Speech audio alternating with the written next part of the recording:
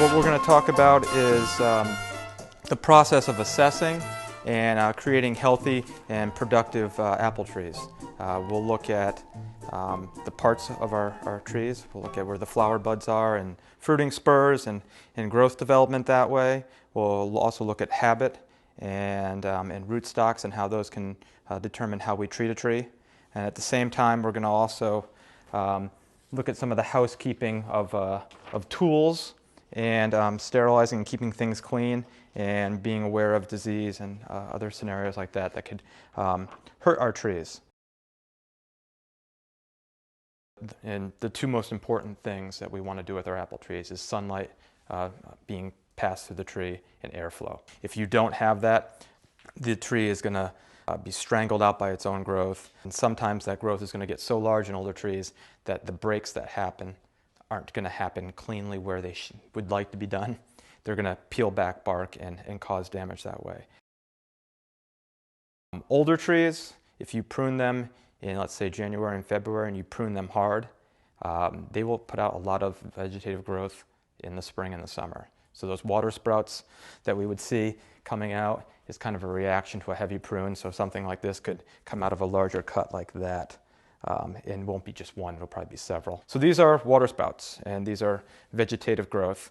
And you're not going to get apples on these. So you have leaf buds through here, but you have no flower buds and no fruiting spurs. So you can really tell the difference between a older, more developed piece of wood with fruiting spurs and flower buds versus the vegetative growth. That is what we would call our scion that we would take for grafting. So we want to make sure that if we are trying to eliminate some branches that are water sprouts, this is vegetative growth. It's not going to give us apples, and it's usually in a situation where it's upward.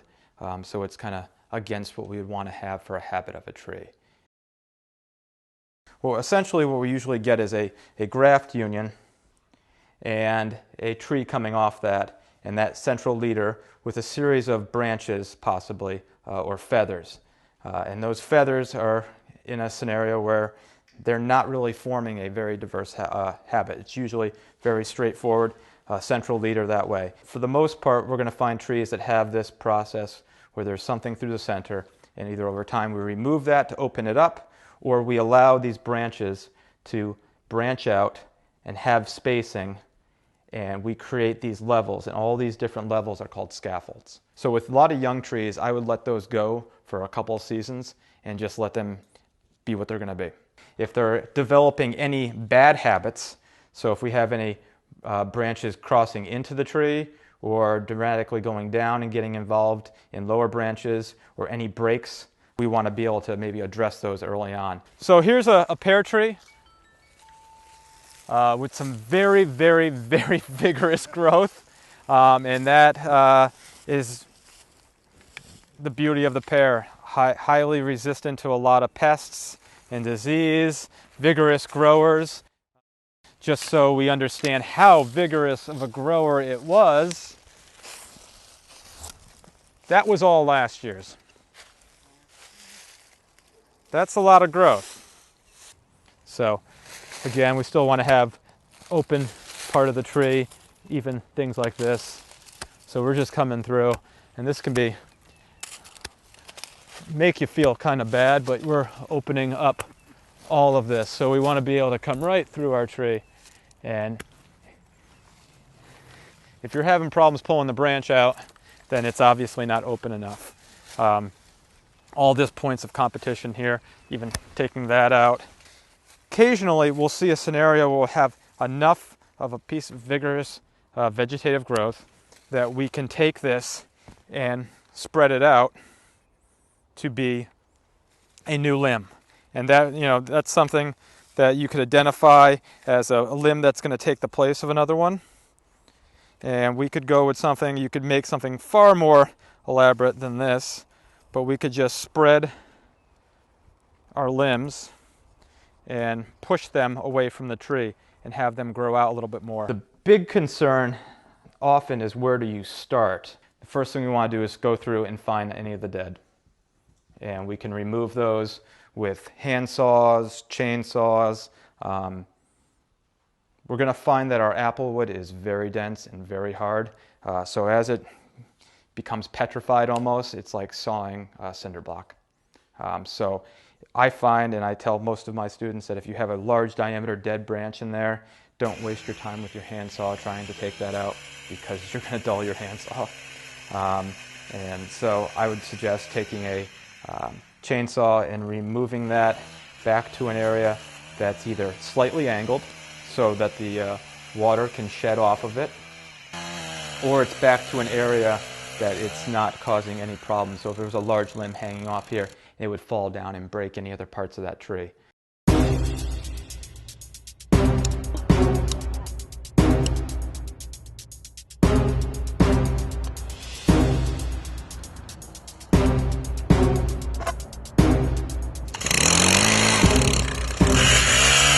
Let's rumble. A lot of what we'll look at next would be diseased. And that's a little harder to understand that. So it takes a little bit more of a research into what could be possibly affecting that tree. Information like that of Michael Phillips, so the apple grower, he's got, so then the Organic Orchardist is also another one of his books. And take a look at this. That gives you an idea of what can be some of the problems from black rot and canker and other borer and other issues like that, and how we want to address that and eliminate that. So if we have something diseased and it's in an area of the tree or in part of the season where it could actually spread and cycle back in, we want to be able to take that out of the tree and either bag it or burn it and remove it from the site, just to maintain the health of that tree. So if we get rid of damaged, diseased, and dead, we're looking at a tree's habit that needs to have, the air and the light coming through that tree. Another thing that we'll possibly see on some of the trees outside is what I'm liking to call now bad plumbing. So we'll see a branch coming off and then another branch come off, take a hard turn, and then take another twist. So at all these little points of pressure, it twists in the wind. It has all these scenarios going on, a heavy fruit load, a microburst, a hurricane event. And you'll see little striations in the branch there, and that gets stressed, and then that gets stressed, and then that gets stressed. And that goes all the way back to the mother branch, and that can stress it as well. So we need to think about removing these branches that are all winding around. Even though this has a fruiting spur on it, it's upward, and that causes a lot of pressure. So this will come down and have fruit weight. At the same time, this already has fruit weight, so there's a lot of twists, and that joint can become an impact site for either a break or too much pressure that way. So we want to remove that option of upward and downward. We want to try to have the fruit set out on a lateral area. For the most part, a lot of the interior branches towards the trunk of the tree, we're going to want to open that up because we want that air and that light to pass through.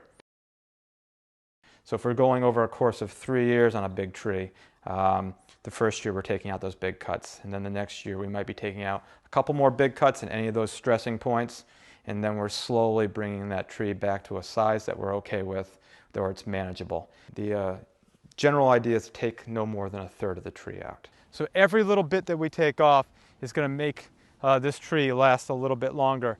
And we're going to slowly keep paring this back. We could probably take this one off next year, tip back to there, and still clean this out, but still look at some of the opportunities here. So if we had to come through and take it back, we still have a tree. The healing of the tree is quite amazing, what we can do with an apple tree if we prune in the right locations. Anything that's coming off this central branching area, there's kind of a turtlenecky kind of collaring, and just below that there's areas of the tree that have properties that heal. So if you can stop a problem branch or a central leader and have a chance for it to heal, it'll callus over far more quickly if we make those cuts in those locations. Likewise, to prevent any problems like that, we want to take our cuts back to bud nodes and other areas on the tree that are clean and prevent other things from happening. So if we were going to prune a branch off of a tree in a water spout situation, we could always go back to the previous years where that growth stopped and find an outward facing bud and just take a little bit of a snip on a slight angle above that bud. What we don't want to make a cut is directly like halving the distance that we cut through, because that's going to die back and rot potentially. Some of the biggest mistakes I'll see with home pruning adventures are scenarios where there's a branch like this and they go in there and they just cut like that. So that's going to die back, and then eventually it's going to fester back into the tree like that. Another big process that you might encounter are hollowed out trunks on these older trees. So they might be completely gone on one spot and there's rot in there. And or a suggestion for that is that if you really like that tree, remove some of the branches that would stress it and make it fall over and topple over because there's too much top growth.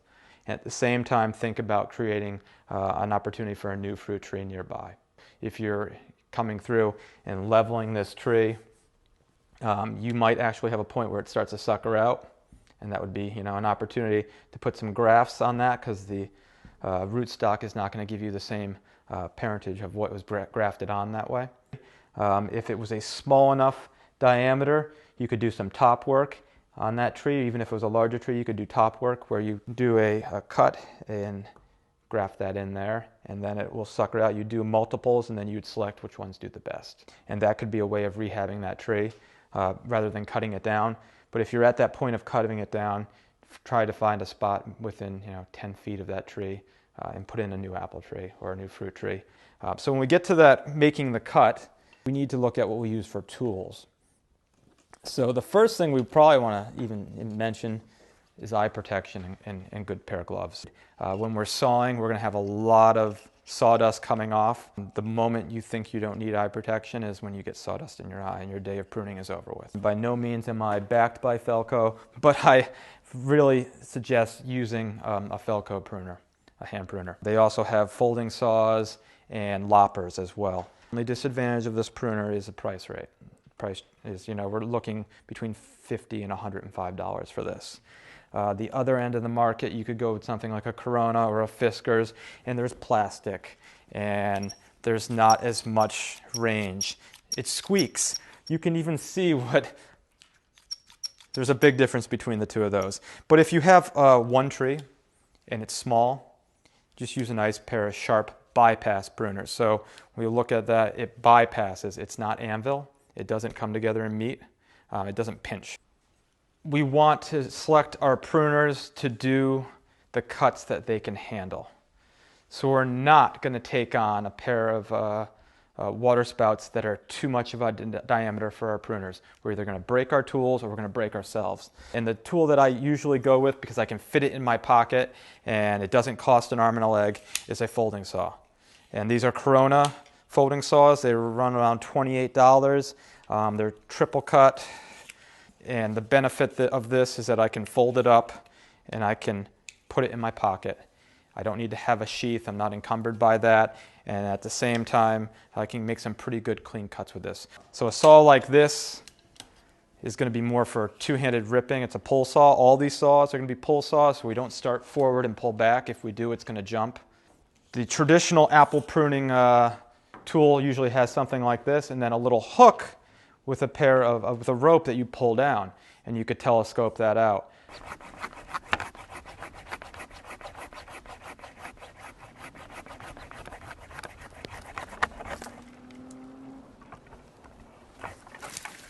I've used those on a couple jobs, and what we'll see is our cut on this is always up on an angle, and we're not always going to get it right into that area that can heal. So Fiskars and a couple of other companies have the rotating head option. So you can actually stay on the ground, which is safe, not getting in the tree. You can lock this to an angle that's appropriate, and you can create that lopping effect without the rope pulling out and blowing out your shoulder. If you're going to do something for 6 hours a day, this is far easier to use than this scenario. So we can see what happens when a branch goes off and it develops over the course of close to 10, 15 years. It becomes a pretty dangerous situation. So when that came off that limb and went up, it could have been removed when it was this small, but that didn't happen. It went up and became that large. It branched off in the same scenario of that water spout coming up is happening over that way, and then on the next tier that way. So now we are left with figuring a way of getting in this tree and taking out that limb.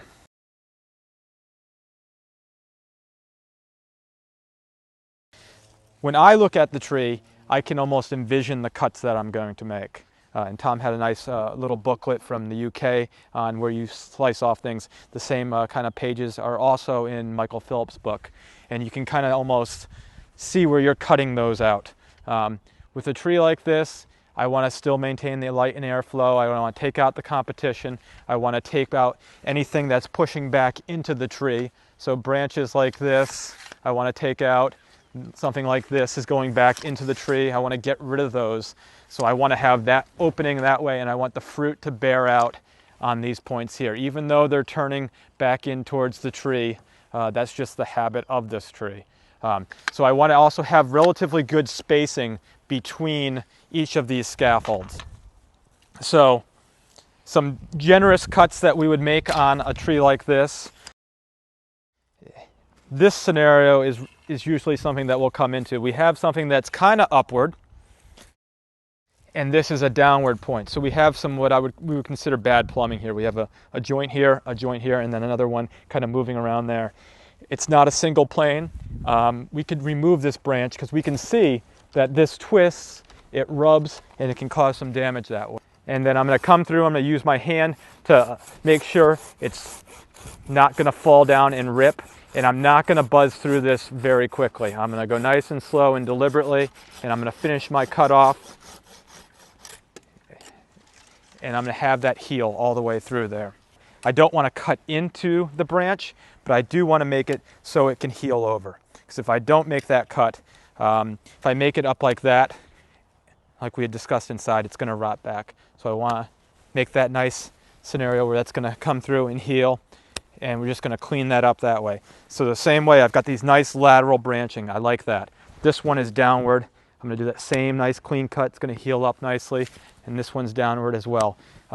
If you were looking at fruit premium and you had a downward facing branch that had a nice fruit spur on it, what I would consider is either you remove it and just deal with it, or you remove it and stiffen it up. And what a stiffening cut would look like is that we take back. See all this elasticity here? What we would do is take this back to a point, and we want to take an outward facing bud. So we push away from it, and it stiffens it up. Again, if you're observing this through the seasons, and you come out and it's down to here, and it's loaded with fruit, you can tell that that stress is being transferred through that tree. So you're going to try to alleviate that when you work through your process that way. So we want to not be so diligent with our rules that we remove everything on the upward and downward plane, because that might be your only option.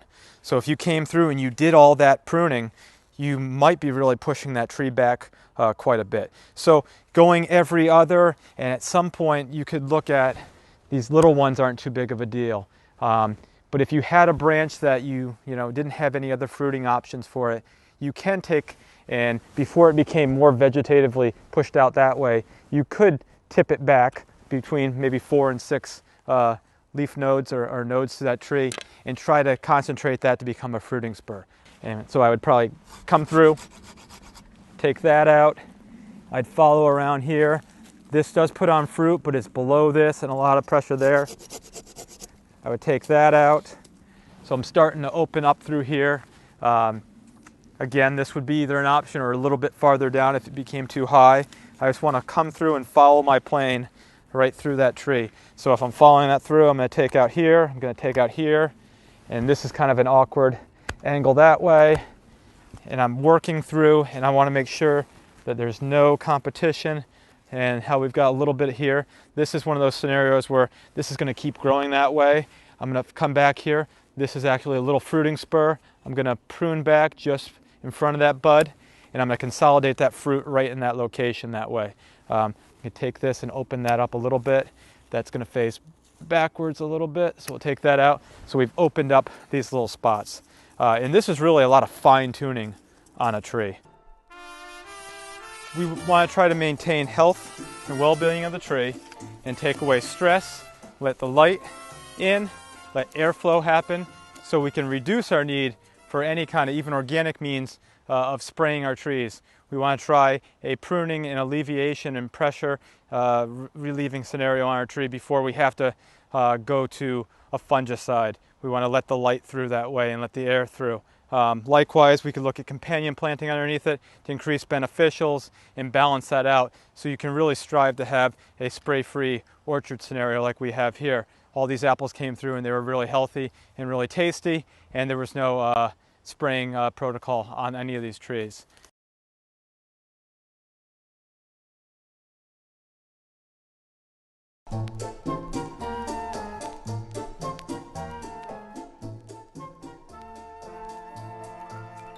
So we are here to learn about raspberry pruning and general care, and we are going to be talking about the different types of raspberries that grow well in Maine, what to do to maintain your patch and make sure that it is really prolific for 10 to 30 years. So we are going to do an overview of just why we prune, how we prune, and then other general care that needs to happen throughout the season. So that's kind of our overview for tonight.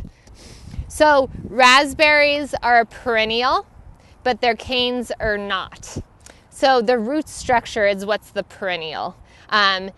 And it's really important to take out a lot of the canes because it makes the root structure stronger. If it has too many canes, all of the energy is going to all of the canes and it doesn't concentrate the energy into the ones that we want. So that's the main objective of pruning. So gloves, safety eyewear, long sleeves are a great idea. So this is a spent floral cane that produced last year, and you can see that the bark's peeling back, so it already looks dead. There's nothing green going on in here. So I want this out of here because this is what's going to harbor disease and weaken this whole patch. This is another cane that we're going to want to get out because this is a first year of growth, so it's really spindly and it's small and it's not going to produce much, and we don't want it. So we're going to take all of these tiny little ones. We don't want these at all.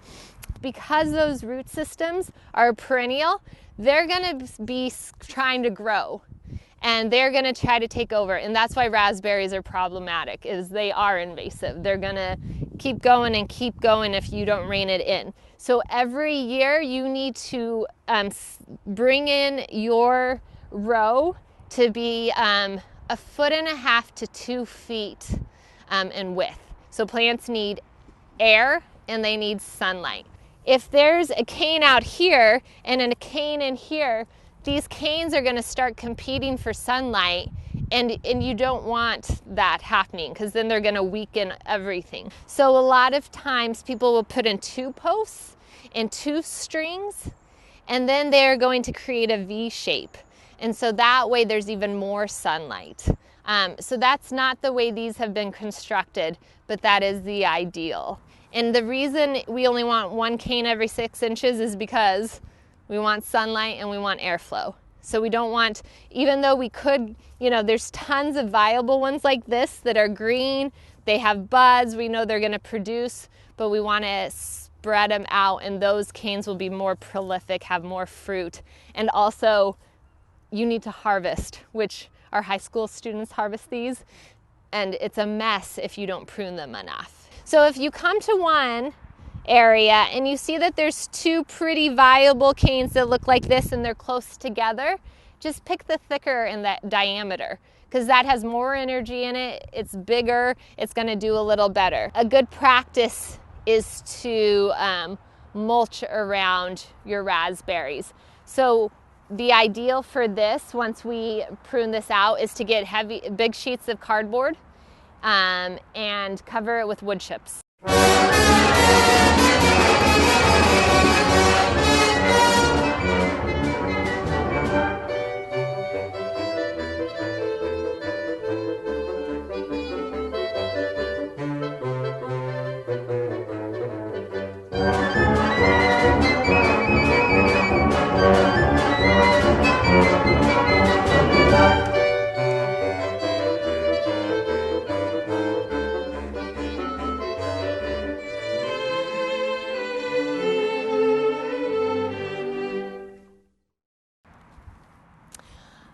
So we have taken this very much overgrown raspberry area and we have pruned it back. We've talked about soil health and how to maintain it over the season, but primarily we've brought in the raspberries so that these rows are only 1.5 to 2 feet wide, and we've taken out the really small spindly first year canes.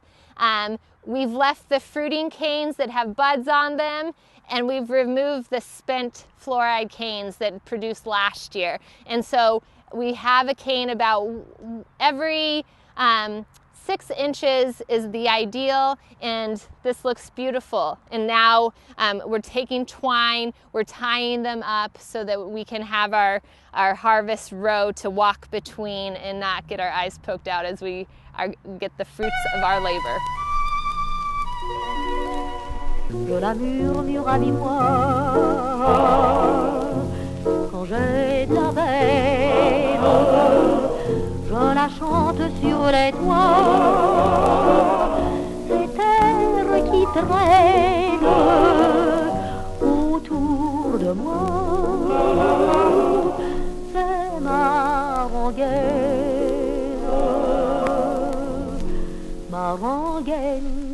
à moi. La, la, la, la. C'est ma rengaine.